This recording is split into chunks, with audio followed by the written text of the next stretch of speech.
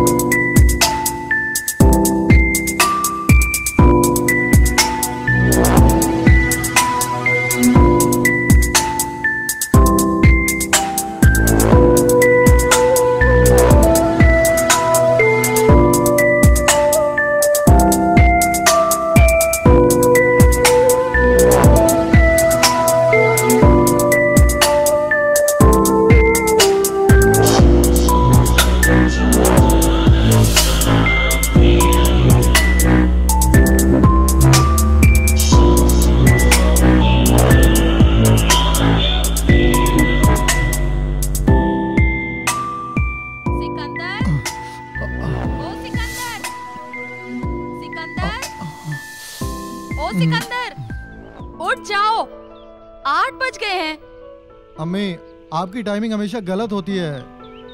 तुम्हें कॉलेज जाना है। हाँ, मैं तैयार हो रहा हूँ। या अल्लाह, ये लड़का हमेशा देर कर देता है।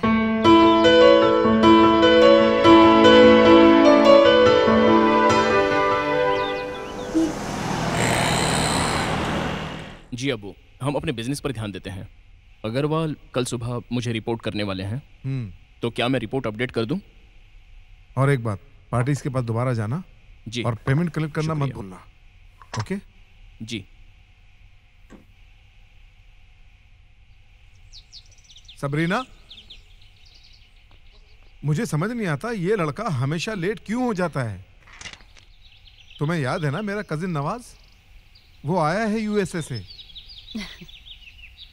उसे कुछ रियल एस्टेट का काम शुरू करना है। मैं आज उससे मिलने वाला हूँ। अच्छा, सच में डैड?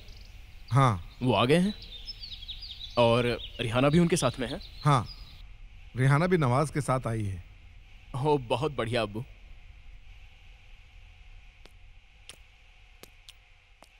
तो आज मैं उससे मिलने जा रहा हूँ। ठीक है अब्बू। अब्बू, क्या मैं भी आपके साथ आ सकता हूँ ताकि मैं भी रिहाना से मिल लूँ? मैं अकेला ही जाऊंगा। क्या मैं कुछ पूछ सकती हूँ? हाँ बिल्कुल मेरी प्यारी बेटी। अब्बू, मैंने 3 साल पहले 10वीं की पढ़ाई करी थी। मेरे दोस्तों ने 12वीं पास करके कॉलेज में दाखिला ले लिया है। मैं इस साल 12वीं की परीक्षा देकर कॉलेज में दाखिला लेना चाहती हूँ। सबरीना, क्या यही है तुम्हारी तालीम? हाँ, क्या है ये? तुमने इसे इस्लाम नहीं पढ़ा है? और इस्लाम के उसूल? मर्द और औरत दोनों ही जरूरी हैं, पर औरत मर्द की खिदमत के लिए बनी है और बच्चे पैदा करने के लिए। औरत को घर के कामकाज का सलीका आना चाहिए सकीना।